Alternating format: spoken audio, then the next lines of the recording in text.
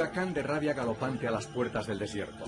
La Guerra Santa Islámica abate al ejército cristiano del rey don Sebastián. Fue una nefasta jornada para los estandartes lusos. En las llanuras de Alcazarquivir, aquel 4 de agosto de 1578, el sueño conquistador del joven monarca portugués se apaga frente a la caballería del sultán Abd al-Malik. 20.000 cristianos, lanceros y nobles portugueses, tercios alemanes y españoles y mercenarios italianos. 25.000 musulmanes, jinetes berberiscos, 3.000 escopeteros. La contienda se libra junto a este río Lucos, escaso de agua en verano. Don Sebastián pretendía fundar en estas tierras de labor un reino cristiano. Una bula papal le amparaba en esta jornada de África.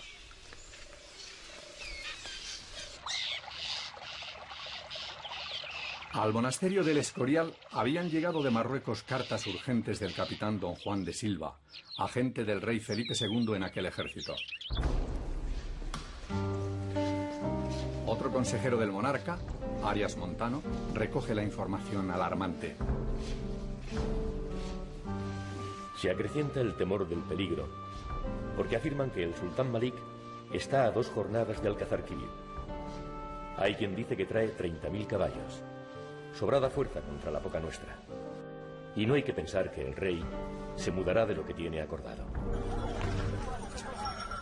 Despreciando consejos, no cejó don Sebastián en su ansia de combate, alentado por Abu al-Mutawakkil, sultán de Marruecos, aliado del rey portugués frente al poderoso Malik.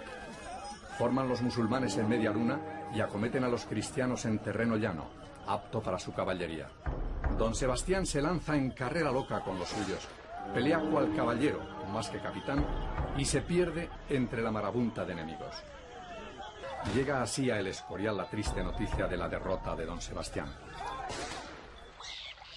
El rey se lanzó contra sus enemigos furiosamente, peleando todos con desesperada osadía para su salvación. Dicen que cayó después de haberle muerto el caballo, y herido aquel real cuerpo en infinitas partes, rindió el alma a Dios. Las crónicas apócrifas apuntan otro final enigmático. El joven monarca de 24 años habría logrado escapar atravesando este río Lucos.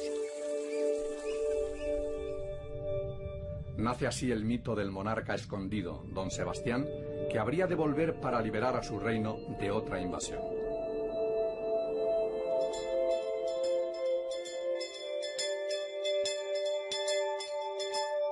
Aquí yace su madre, doña Juana de Austria, hermana de Felipe II. Casó ella con el heredero del trono portugués, don Juan, quien falleció antes del nacimiento de su hijo Sebastián.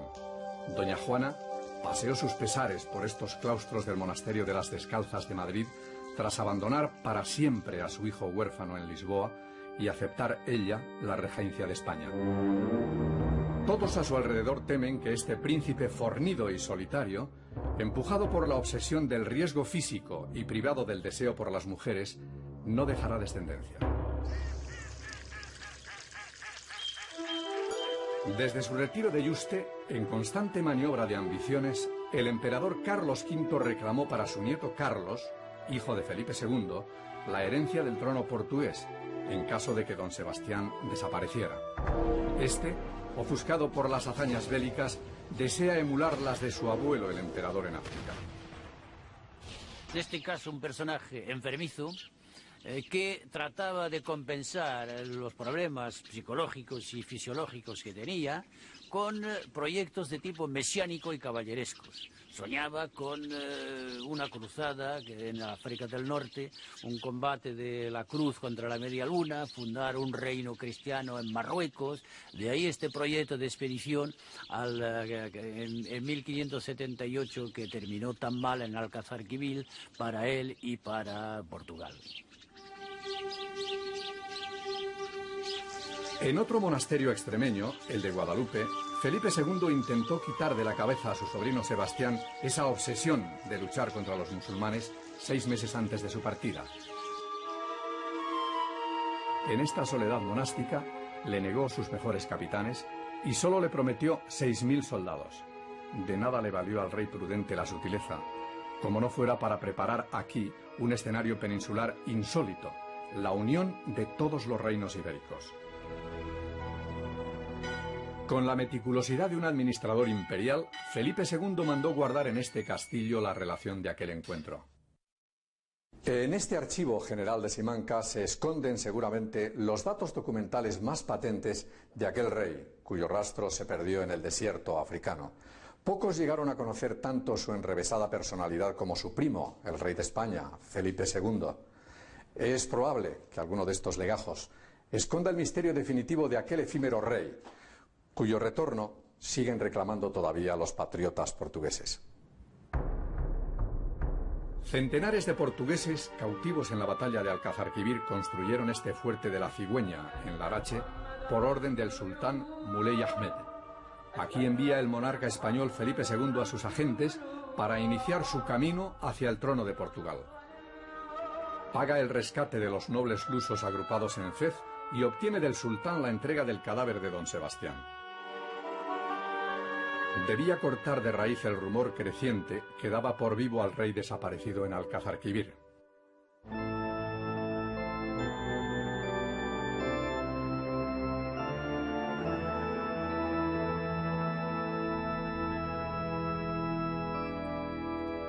El viaje póstumo de don Sebastián terminó 4 años después de la batalla, en loor de multitudes, en esta iglesia de los Jerónimos de Lisboa. Para entonces Felipe II ya era rey de Portugal.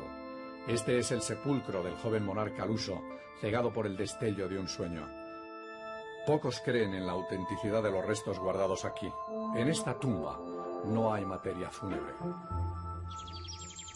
El viajero llena de buen aire el pecho, como quien iza las velas para recoger el viento del mar abierto, y pone rumbo a los Jerónimos.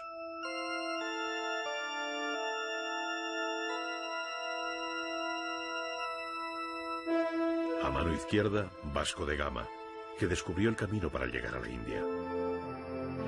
Y a la derecha, la yacente estatua de Camões, que descubrió el camino para llegar a Portugal. Y de sepulcros no hablemos más. El monasterio de los Jerónimos es una maravilla de arquitectura, no una necrópolis. A veces las brumas del Tajo suben hasta estos claustros y se condensa el enigma.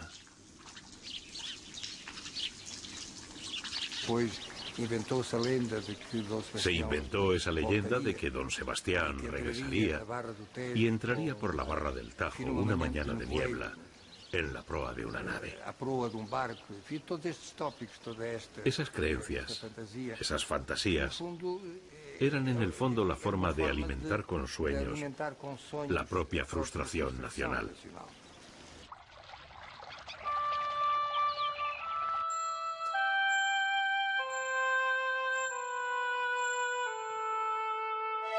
Desde estos salones de su palacio escurialense, Felipe II despliega su sagacidad diplomática para dar el asalto al reino de Portugal. En Lisboa sucede en el trono al joven Sebastián otro rey sin descendencia, el cardenal don Enrique, último heredero directo de la corona. La muerte de este, en 1580, abre al fin la disputa dinástica. El monarca español reivindica para sí el trono luso, por ser su madre, doña Isabel, hija del rey Manuel el Afortunado, y no haber descendientes más directos. El humanista Arias Montano sigue allegando libros para su biblioteca en el Escorial y dando informes confidenciales con igual dedicación. Cuando estuve allá en Lisboa, se trataba entre personas de cualidad y cordura acerca de la sucesión del reino. Y los más bien intencionados al bien público se inclinaban por su majestad don Felipe. Muchos nobles conocían cuánto les importaba la compañía y hermandad con los castellanos. Empero, el vulgacho los aborrecía. Su adversario, don Antonio, prior de Crato, se hace proclamar rey de Portugal en Lisboa. Defiende su derecho al trono por ser el hijo legitimado del último infante portugués, don Luis. Siempre está bueno contar con la fuerza y la fuerza militar. Y en este caso la invasión se hizo por dos partes, por mar. El marqués de Santa Cruz atacó por Lisboa y por los Azores, y el duque de Alba, que tenía una fama de hombre muy brutal y muy cruel, atacó desde dentro, desde la península y por tierra. 30.000 infantes, 1.500 hombres a caballo y 136 piezas de artillería se reúnen a lo largo de la frontera hispanolusa a la espera de la orden de invasión. Felipe II da el mando al duque de Alba. El rey se instala en Badajoz en mayo de 1580. Una epidemia de peste le obliga a retrasar las operaciones bélicas. La reina Ana, que le acompaña, morirá allí de esa enfermedad. Las tropas entran esta vez desde Castilla por las llanuras del Alentejo. Para hacer frente a los 30.000 paisanos que apoyan en la región de Lisboa y de Setúbal al prior de Crato, a quien declara rebelde, Felipe II da la orden de invasión el 13 de junio. Caen las plazas de Elvas y Estremoz, capitula Montemor ante la artillería del duque de Alba y en menos de un mes sus tropas conquistan el Alentejo, alcanzan el océano y saquean Setúbal.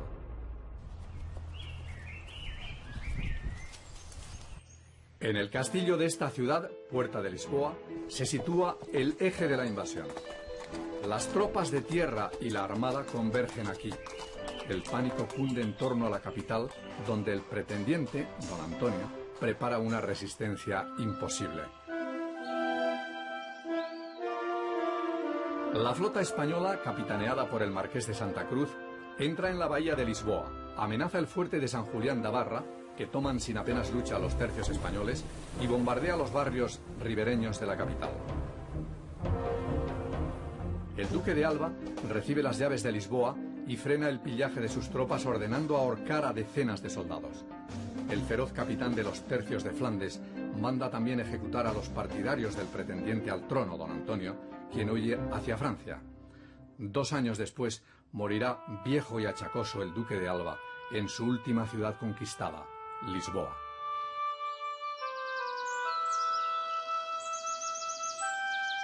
En este castillo de Tomar, antaño orgullo y sede de la Orden del Temple, se reúnen de inmediato las cortes portuguesas para certificar el derecho del monarca español a ocupar el trono luso. Ha llegado el momento de completar la estrategia. Felipe II había comprado las influencias del clero y de la nobleza por medio de este aristócrata, don Cristóbal de Moura, con gran cantidad de oro. Dinero llama a dinero. La intervención de los hombres de negocio de Oporto, de Setúbal y de Lisboa también tuvo su importancia, porque estos señores estaban muy interesados por la plata de América, de la América del Sur, y por otra parte confiaban que el poderío de Felipe II sería mucho más eficaz para defender al imperio portugués contra la competencia y los ataques de ingleses y de holandeses. Todo está dispuesto para que en este convento de Tomar las cortes legitimen la invasión militar y proclamen a Felipe II rey de Portugal.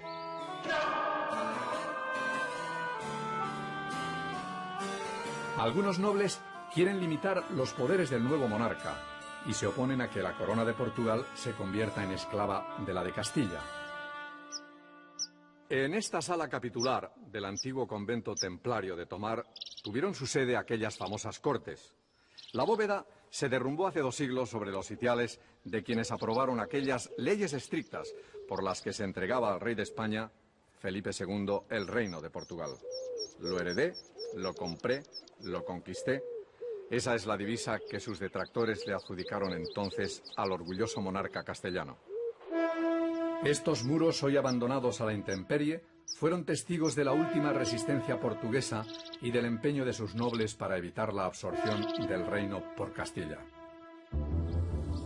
Se entabla la disputa con el rey presente en Tomar en abril de 1581, para llegar a estos acuerdos recogidos en el Albarán del Escribano.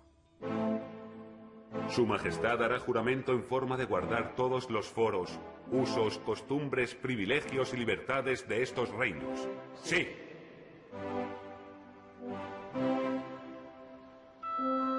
Que todos los cargos de la justicia y de la hacienda serán desempeñados por portugueses, no por extranjeros. Sí, sí, está bien, Majestad.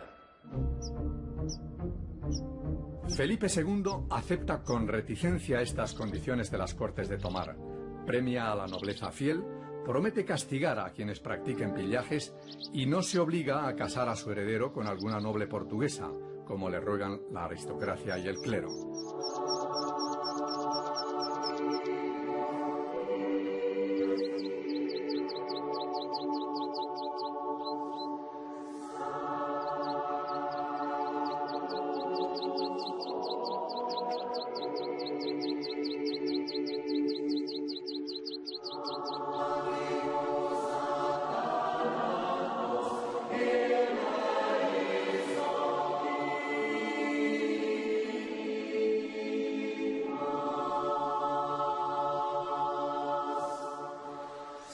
Se cierran así aquellas cortes con solemnidad notable y bajo el juramento de fidelidad a Felipe I de Portugal, de la nobleza y de las 94 villas y ciudades representadas.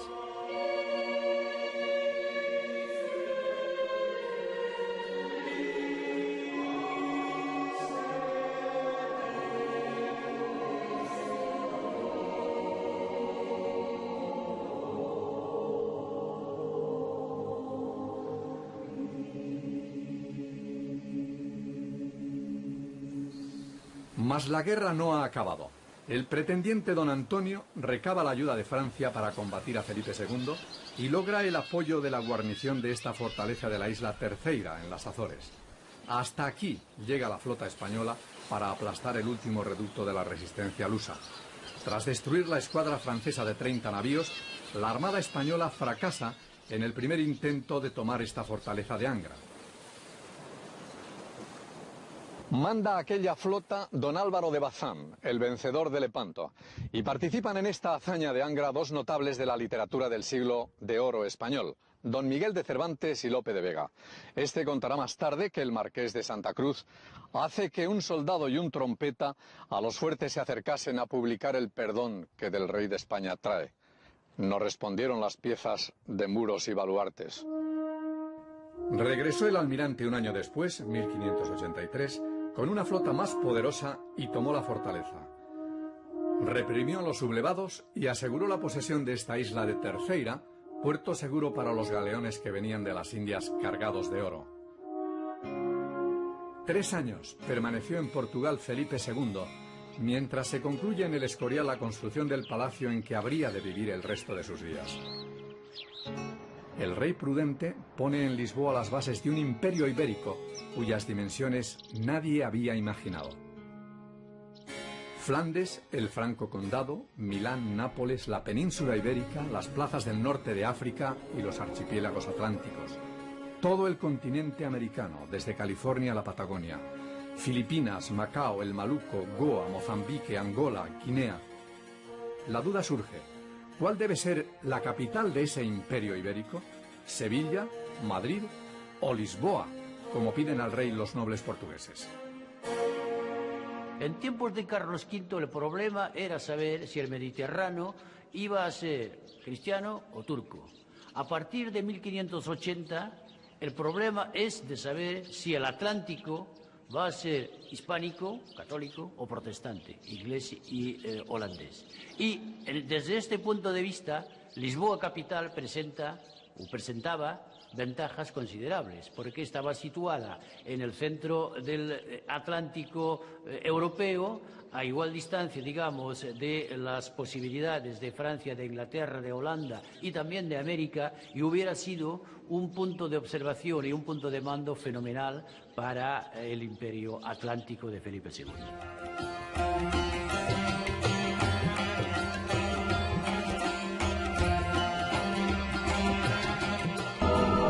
Regresa de Lisboa Felipe II y se instala en el Escorial. Desde aquí ha de dirigir su imperio ibérico y librar la primera guerra global de la historia contra sus enemigos declarados, ingleses y holandeses. Ni la solemnidad escorialense puede esconder el infortunio naval.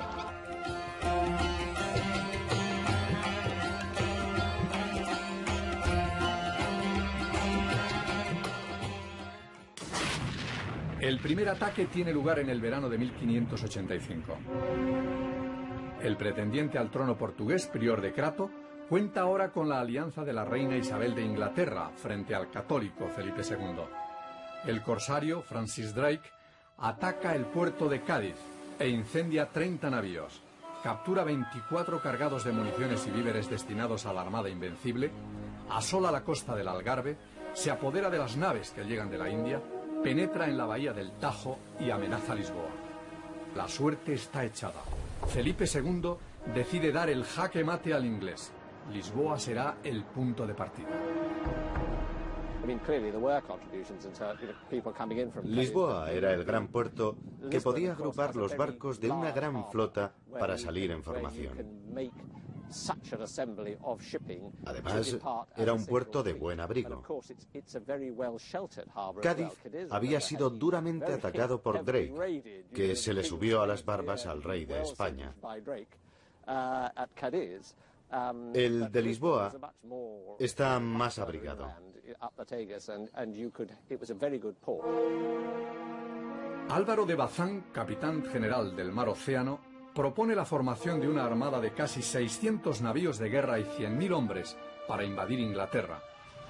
Felipe II, empeñado en guerras por doquier, no puede soportar el coste de ese plan. Desde 1586 se reúnen aquí, en Lisboa, las naos de guerra de Su Majestad Católica. Tras varios intentos de ataque de algunos puertos de la península ibérica durante la primavera de 1588, los ingleses optan al fin por la estrategia defensiva.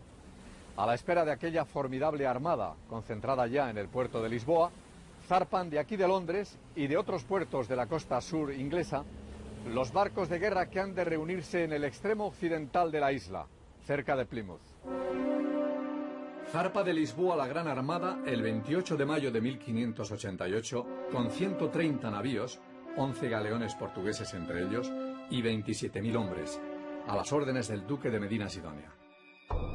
Durante la primera decena de agosto se libran las 4 principales batallas entre Plymouth y las Gravelinas, donde los barcos rápidos ingleses y la tempestad que no cesa dispersan otra vez la armada ibérica. Escasos de munición, los ingleses se mantienen atentos para evitar otro ataque. El capitán español, Medina Sidonia, decide regresar a la península rodeando las islas británicas. El permanente acoso inglés y las tempestades del Mar del Norte dificultaron ese regreso y varios navíos se estrellaron contra las costas escarpadas escocesas e irlandesas. A pesar de la imagen del desastre, la Armada Invencible solo perdió 37 de sus 130 barcos y solo uno se hundió en combate. El grueso de aquella desgraciada flota llegó de regreso a los puertos de Coruña y Santander a finales del mes de septiembre. La noticia del fracaso llegó pronto al Escorial. La advertencia de Arias Montano, ya ausente, es amarga. Los extranjeros dicen que con nuestras oraciones la Armada de España se ha subido al cielo. Nos abrió Dios los ojos para que viéramos en la nación española de dónde nacen tantas miserias. La soberbia y vana pretensión bastaba para que Dios hiciese en nosotros mayor castigo. La respuesta inglesa fue contundente. En abril de 1589, 140 navíos y 27.000 hombres a las órdenes de Drake ponen rumbo a los puertos de Lisboa y de Sevilla para destruir la armada ibérica y expulsar a Felipe II de Portugal. 3 navíos averiados son destruidos en La Coruña. Desembarcan luego en la punta de Peniche 5.000 soldados que deberían tomar Lisboa por tierra, mientras la flota inglesa entra en la bahía del Tajo y ataca y toma Cascais. Mas el plan fracasa porque no se produce el esperado levantamiento popular contra los españoles. Queda en tablas la batalla por el predominio marítimo. Muere Felipe II en el Escorial mirando desde esta ventana de su dormitorio las esculturas de sus gloriosos antepasados. Su padre el emperador y su madre Isabel de Portugal, cuya dinastía le proporcionó el trono luso.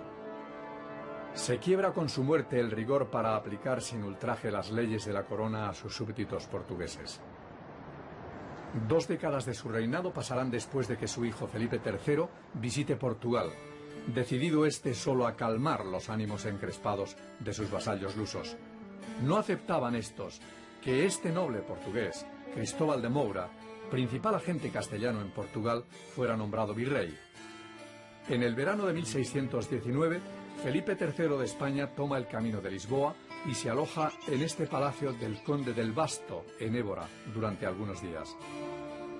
pronto se percata de que los portugueses no soportan ni los impuestos con los que paga sus guerras, ni el desdén español. El Estado llano se quejaba de la subida de impuestos, los hombres de negocio se quejaban de que las colonias portuguesas estaban sufriendo los ataques de ingleses y holandeses, y la nobleza y parte del clero añoraban la época en que Portugal era reino independiente. Entra Felipe III en Lisboa con ostentación de naves engalanadas y de arcos de triunfo efímeros pagados por los vecinos de la capital. Pero la municipalidad no acepta el nombramiento del virrey. Sí juran en cambio las Cortes reunidas en Lisboa respetar los derechos del heredero, el niño Felipe IV. En estas sesiones de Cortes que se celebran en el Palacio da Ribeira, el rey promete defender con tenacidad las colonias portuguesas. Ante la necesidad perentoria de contar con dineros y tropas para sufragar las guerras de Flandes, en Italia y frente a la secesión de Cataluña, el valido del rey, el conde duque de Olivares, exige a los diversos reinos de la corona el pago de nuevos impuestos y nuevas levas de soldados. En el caso de Portugal, 500.000 de coronas y 16.000 combatientes. La reacción popular es fulminante. Ante estas históricas murallas de Évora, se levantan tumultos en el otoño de 1637 que se esparcen como la pólvora por toda la región del Alentejo. Olivares encarga al duque de Benavente, gobernador de Extremadura, la represión de los disturbios. 3 años después, el 1 de diciembre de 1640, un grupo reducido de nobles y de clérigos urde una conspiración y convence al medroso duque de Braganza, don Juan, de que salga al fin de su retiro en este palacio de Villavizosa y se ponga al frente de la rebelión. La noticia de la revuelta portuguesa llegó tarde e incierta a la corte de Madrid.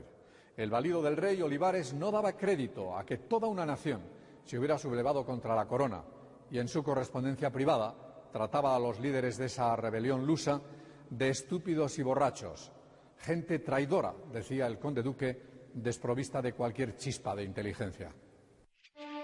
Los conjurados, un centenar, asaltaron el Palacio da Ribeira, sede del secretario de Estado Miguel de Vasconcelos, y lo mataron.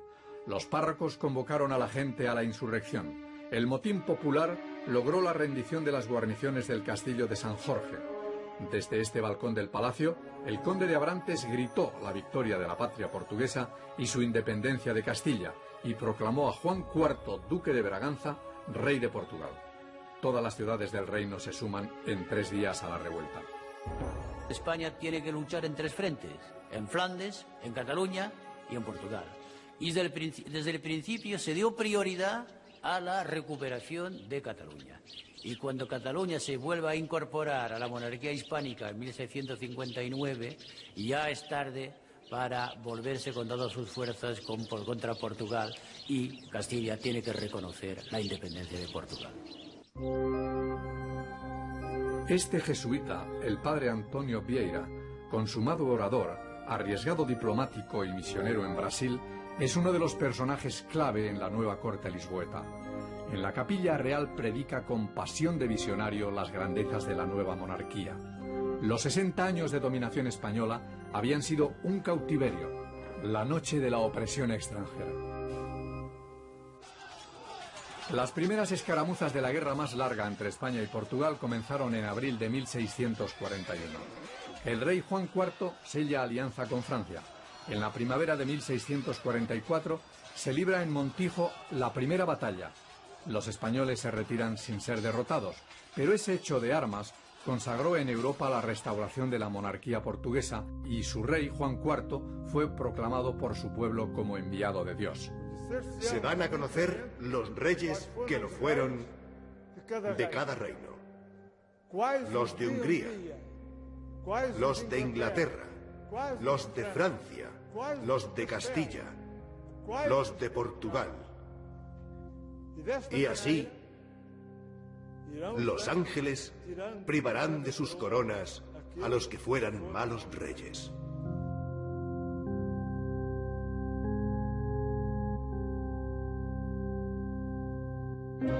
Fallece Juan IV y le sucede como regenta su esposa, la española doña Luisa de Guzmán, quien incita con energía a una respuesta bélica contundente frente al rey de España. En enero de 1659 se libra la batalla decisiva de Elvas, que alejó el peligro de una nueva invasión española. La victoria es providencial, pero los costes de la guerra son tan elevados que la regenta doña Luisa debe buscar alianzas y dineros por doquier. Finalizada la guerra en Cataluña, Felipe IV intenta el asalto al rebelde Portugal. 15.000 infantes, 6.500 combatientes a caballo y 20 cañones logran tomar Évora en mayo de 1663. Los españoles son derrotados en Estremoz. De este fuerte de la Concepción, en Salamanca, hoy ruina, el duque de Osuna intenta la penetración por el norte. Es derrotado en Castelrodrigo. El final de la partida se juega en tierras del Alentejo. Con una ayuda de infantería y caballería inglesas del general Cromwell, las tropas portuguesas ganan en 1663 la batalla de Estremoz y 2 años más tarde, bajo el mando del general francés Schomberg, la de Montes Claros. El desastre español fue estrepitoso. 4.000 soldados muertos y 6.000 prisioneros frente a menos de 1.000 víctimas en el bando luso. Felipe IV de España, el monarca que no tuvo en su vida ni un solo día de paz, muere 3 meses más tarde, angustiado por la pérdida de la corona lusa. Se firma una tregua de 40 años. España reconoce al fin la independencia de Portugal en el Tratado de Madrid de 1668. En la bahía del Tajo, Mar de la Paja, se alza esta torre de Bugío que el rey Felipe II de España ordenó levantar. Durante medio siglo, los galeones de los reinos ibéricos surcaban estas aguas rumbo a los 3 océanos que bañaban las costas de un imperio imposible. Lisboa no fue su capital. Portugal recuperó su independencia. España se sumió en su orgullo decadente. Se disipó la fuerza de ambos reinos y se dieron la espalda otra vez durante siglos.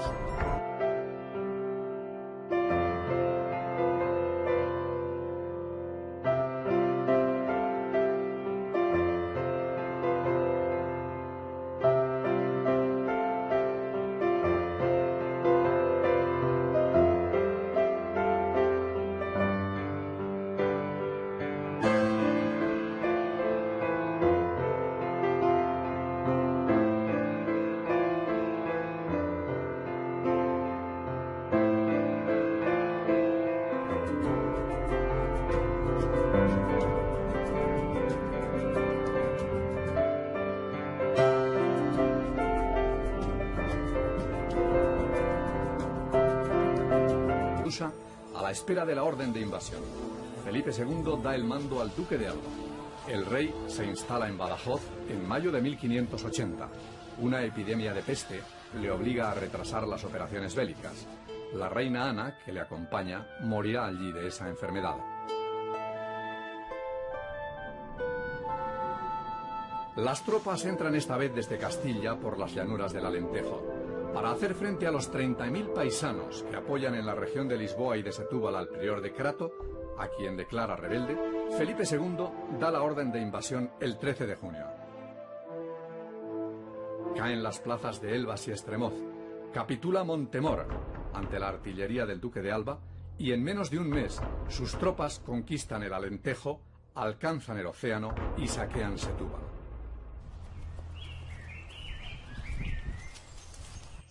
En el castillo de esta ciudad, Puerta de Lisboa, se sitúa el eje de la invasión.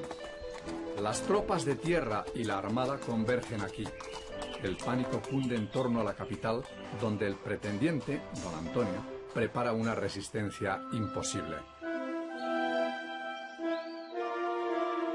La flota española, capitaneada por el marqués de Santa Cruz, entra en la bahía de Lisboa, amenaza el fuerte de San Julián de Barra, que toman sin apenas lucha los tercios españoles, y bombardea los barrios ribereños de la capital. El duque de Alba recibe las llaves de Lisboa y frena el pillaje de sus tropas ordenando ahorcar a decenas de soldados. El feroz capitán de los tercios de Flandes manda también ejecutar a los partidarios del pretendiente al trono, don Antonio, quien huye hacia Francia. 2 años después morirá viejo y achacoso el duque de Alba en su última ciudad conquistada, Lisboa.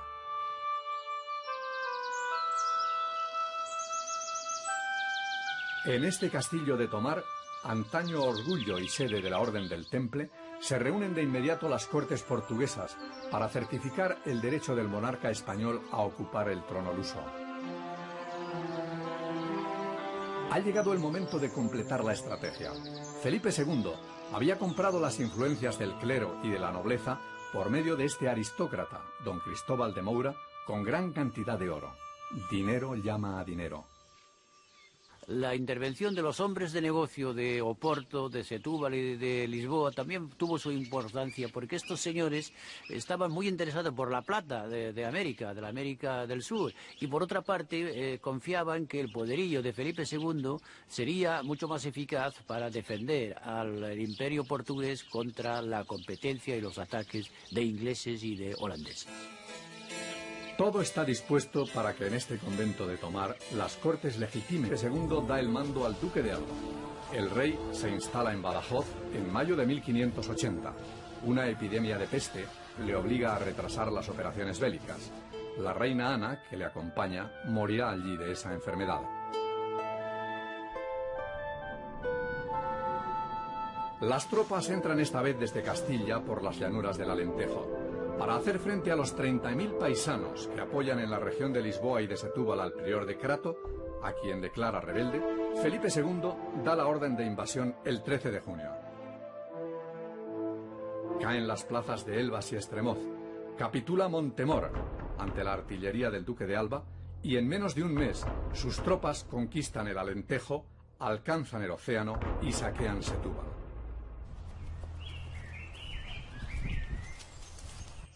En el castillo de esta ciudad, Puerta de Lisboa, se sitúa el eje de la invasión. Las tropas de tierra y la armada convergen aquí. El pánico cunde en torno a la capital, donde el pretendiente, don Antonio, prepara una resistencia imposible. La flota española, capitaneada por el marqués de Santa Cruz, entra en la bahía de Lisboa, amenaza el fuerte de San Julián de Barra, que toman sin apenas lucha los tercios españoles, y bombardea los barrios ribereños de la capital. El duque de Alba recibe las llaves de Lisboa y frena el pillaje de sus tropas ordenando ahorcar a decenas de soldados. El feroz capitán de los tercios de Flandes manda también ejecutar a los partidarios del pretendiente al trono, don Antonio, quien huye hacia Francia. 2 años después morirá viejo y achacoso el duque de Alba en su última ciudad conquistada, Lisboa.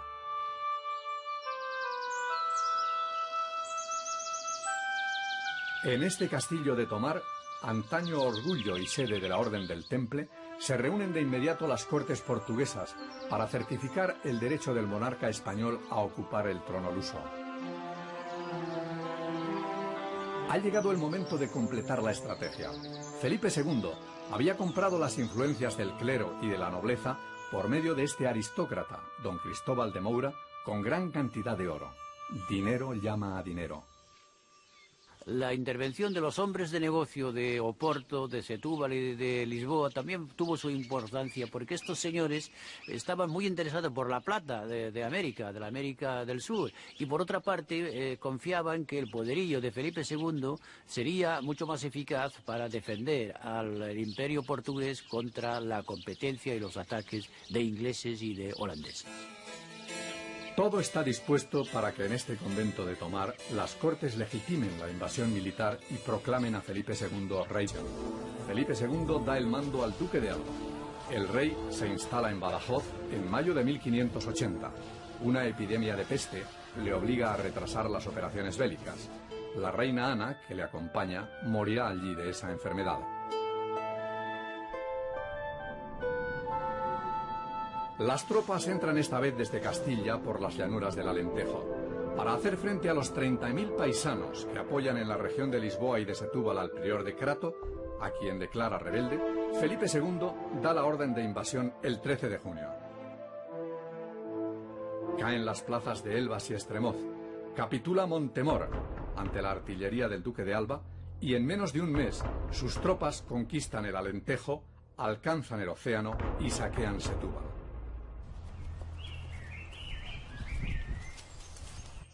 En el castillo de esta ciudad, Puerta de Lisboa, se sitúa el eje de la invasión. Las tropas de tierra y la armada convergen aquí. El pánico cunde en torno a la capital, donde el pretendiente, don Antonio, prepara una resistencia imposible. La flota española, capitaneada por el marqués de Santa Cruz, entra en la bahía de Lisboa, amenaza el fuerte de San Julián de Barra, que toman sin apenas lucha los tercios españoles, y bombardea los barrios ribereños de la capital. El duque de Alba recibe las llaves de Lisboa y frena el pillaje de sus tropas ordenando ahorcar a decenas de soldados. El feroz capitán de los tercios de Flandes manda también ejecutar a los partidarios del pretendiente al trono, don Antonio, quien huye hacia Francia.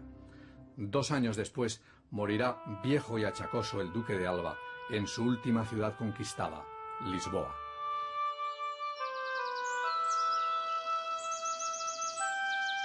En este castillo de Tomar, antaño orgullo y sede de la Orden del Temple, se reúnen de inmediato las cortes portuguesas para certificar el derecho del monarca español a ocupar el trono luso. Ha llegado el momento de completar la estrategia. Felipe II había comprado las influencias del clero y de la nobleza por medio de este aristócrata, don Cristóbal de Moura, con gran cantidad de oro. Dinero llama a dinero.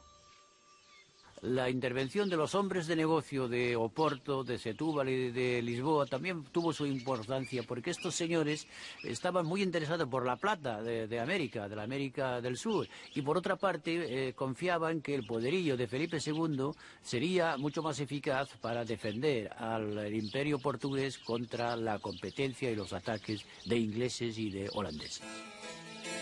Todo está dispuesto para que en este convento de Tomar las cortes legitimen la invasión militar y proclamen. Comenzaron en abril de 1641. El rey Juan IV sella alianza con Francia. En la primavera de 1644 se libra en Montijo la primera batalla. Los españoles se retiran sin ser derrotados, pero ese hecho de armas consagró en Europa la restauración de la monarquía portuguesa y su rey, Juan IV, fue proclamado por su pueblo como enviado de Dios. Se dan a conocer los reyes que lo fueron de cada reino. Los de Hungría, los de Inglaterra, los de Francia, los de Castilla, los de Portugal. Y así, los ángeles privarán de sus coronas a los que fueran malos reyes.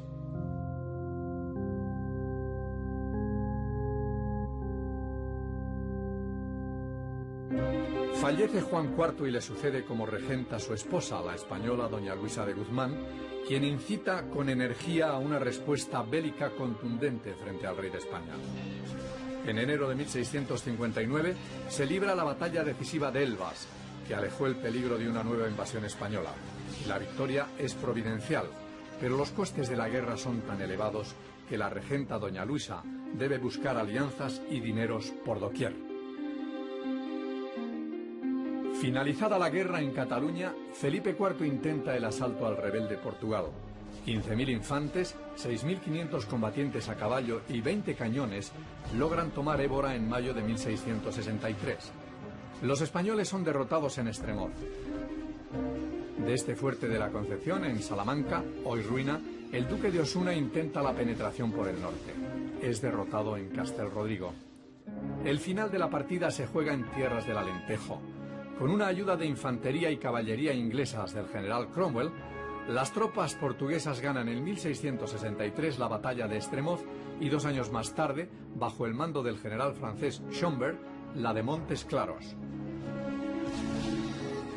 El desastre español fue estrepitoso. 4.000 soldados muertos y 6.000 prisioneros frente a menos de 1.000 víctimas en el bando luso. Felipe IV de España, el monarca que no tuvo en su vida ni un solo día de paz, muere 3 meses más tarde, angustiado por la pérdida de la corona lusa. Se firma una tregua de 40 años. España reconoce al fin la independencia de Portugal en el Tratado de Madrid de 1668. En la bahía del Tajo, Mar de la Paja, se alza esta torre de Bougies que el rey Felipe II de España ordenó levantar. Durante medio siglo, los galeones de los reinos ibéricos surcaban estas aguas, los reinos de la corona, el pago de nuevos impuestos y nuevas levas de soldados. En el caso de Portugal, 500.000 de coronas y 16.000 combatientes. La reacción popular es fulminante. Ante estas históricas murallas de Évora, se levantan tumultos en el otoño de 1637 que se esparcen como la pólvora por toda la región del Alentejo. Olivares encarga al duque de Benavente, gobernador de Extremadura, la represión de los disturbios. 3 años después, el 1 de diciembre de 1640, un grupo reducido de nobles y de clérigos urde una conspiración y convence al medroso duque de Braganza, don Juan, de que salga al fin de su retiro en este palacio de Villavizosa y se ponga al frente de la rebelión. La noticia de la revuelta portuguesa llegó tarde e incierta a la corte de Madrid. El valido del rey Olivares no daba crédito a que toda una nación se hubiera sublevado contra la corona y en su correspondencia privada trataba a los líderes de esa rebelión lusa de estúpidos y borrachos, gente traidora, decía el conde duque, desprovista de cualquier chispa de inteligencia. Los conjurados, un centenar, asaltaron el Palacio de Ribeira, sede del secretario de Estado Miguel de Vasconcelos, y lo mataron. Los párrocos convocaron a la gente a la insurrección. El motín popular logró la rendición de las guarniciones del castillo de San Jorge. Desde este balcón del palacio, el conde de Abrantes gritó la victoria de la patria portuguesa y su independencia de Castilla, y proclamó a Juan IV, duque de Braganza, rey de Portugal. Todas las ciudades del reino se suman en 3 días a la revuelta. España tiene que luchar en 3 frentes, en Flandes, en Cataluña y en Portugal. Y desde el principio se dio prioridad a la recuperación de Cataluña.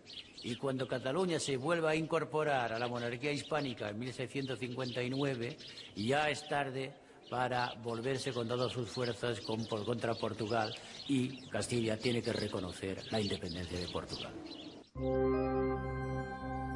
Este jesuita, el padre Antonio Vieira, consumado orador, arriesgado diplomático y misionero en Brasil, es uno de los personajes clave en la nueva corte lisboeta. En la capilla real predica con pasión de visionario las grandezas de la nueva monarquía.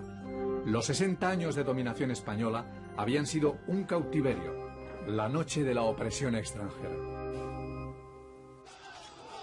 Las primeras escaramuzas de la guerra más larga entre España y Portugal comenzaron en abril de 1641. El rey Juan IV sella alianza con Francia. En la primavera de 1644 se libra en Montijo la primera batalla. Los españoles se retiran sin ser derrotados, pero ese hecho de armas consagró en Europa ciudades del reino se suman en 3 días a la revuelta. España tiene que luchar en 3 frentes, en Flandes, en Cataluña y en Portugal. Y desde el principio se dio prioridad a la recuperación de Cataluña. Y cuando Cataluña se vuelva a incorporar a la monarquía hispánica en 1659, ya es tarde para volverse con todas sus fuerzas contra Portugal, y Castilla tiene que reconocer la independencia de Portugal. Este jesuita, el padre Antonio Vieira, consumado orador, arriesgado diplomático y misionero en Brasil, es uno de los personajes clave en la nueva corte lisboeta. En la capilla real predica con pasión de visionario las grandezas de la nueva monarquía. Los 60 años de dominación española habían sido un cautiverio, la noche de la opresión extranjera. Las primeras escaramuzas de la guerra más larga entre España y Portugal comenzaron en abril de 1641. El rey Juan IV sella alianza con Francia.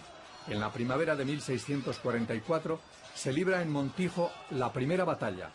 Los españoles se retiran sin ser derrotados, pero ese hecho de armas consagró en Europa la restauración de la monarquía portuguesa y su rey Juan IV fue proclamado por su pueblo como enviado de Dios. Se dan a conocer los reyes que lo fueron de cada reino. Los de Hungría, los de Inglaterra, los de Francia, los de Castilla, los de Portugal.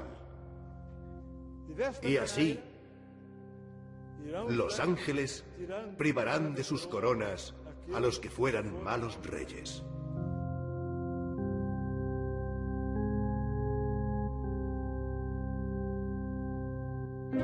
Fallece Juan IV y le sucede como regenta su esposa, la española doña Luisa de Guzmán, quien incita con energía a una respuesta bélica contundente frente al rey de España. En enero de 1659 se libra la batalla decisiva de Elvas, que alejó el peligro de una nueva invasión española.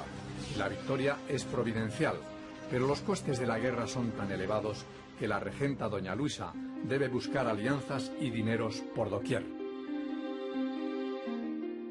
Finalizada la guerra en Cataluña, Felipe IV intenta el asalto al rebelde Portugal. 15.000 infantes, 6.500 combatientes a caballo y 20 cañones logran tomar Évora en mayo de 1663. Los españoles son derrotados en Estremoz. De este fuerte de la Concepción, en Salamanca, hoy ruina, el duque de Osuna intenta la penetración por el norte. Es derrotado en Castelrodrigo. El final de la partida se juega en tierras del Alentejo. Con una ayuda de Infanero en Brasil, es uno de los personajes clave en la nueva corte lisboeta. En la capilla real predica con pasión de visionario las grandezas de la nueva monarquía. Los 60 años de dominación española habían sido un cautiverio, la noche de la opresión extranjera. Las primeras escaramuzas de la guerra más larga entre España y Portugal comenzaron en abril de 1641. El rey Juan IV sella alianza con Francia. En la primavera de 1644 se libra en Montijo la primera batalla. Los españoles se retiran sin ser derrotados, pero ese hecho de armas consagró en Europa la restauración de la monarquía portuguesa y su rey, Juan IV, fue proclamado por su pueblo como enviado de Dios. Se dan a conocer los reyes que lo fueron de cada reino. Los de Hungría, los de Inglaterra, los de Francia, los de Castilla, los de Portugal. Y así, los ángeles privarán de sus coronas a los que fueran malos reyes.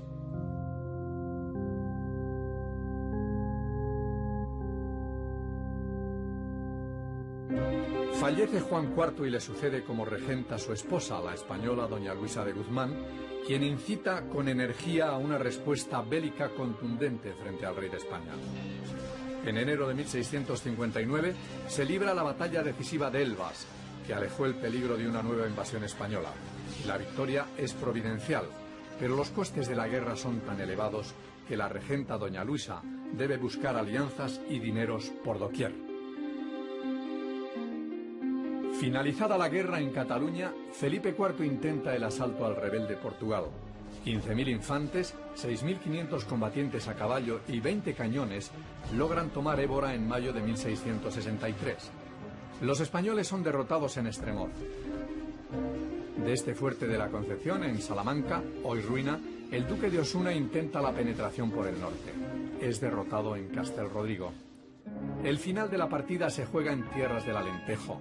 Con una ayuda de infantería y caballería inglesas del general Cromwell, las tropas portuguesas ganan en 1663 la batalla de Estremoz y 2 años más tarde, bajo el mando del general francés Schomberg, la de Montes Claros.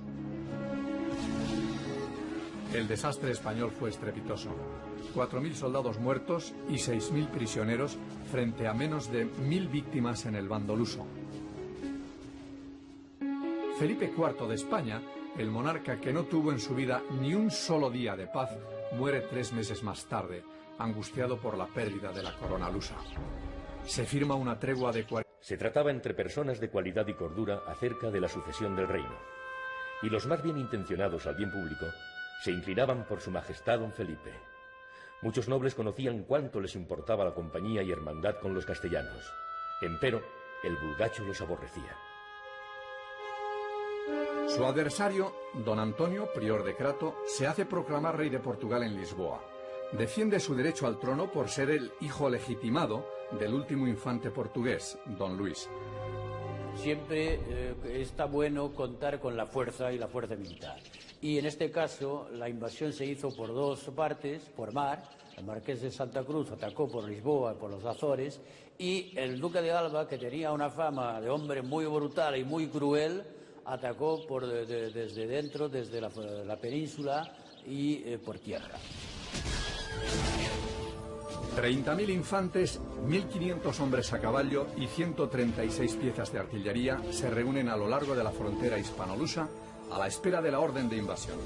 Felipe II da el mando al duque de Alba. El rey se instala en Badajoz en mayo de 1580.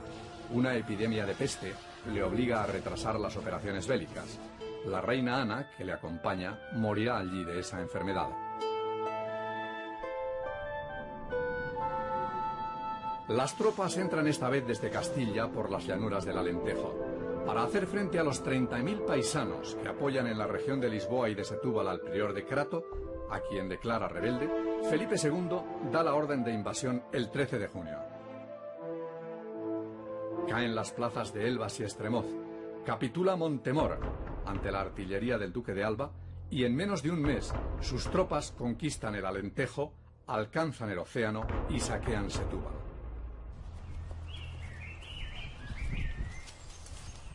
En el castillo de esta ciudad, Puerta de Lisboa, se sitúa el eje de la invasión.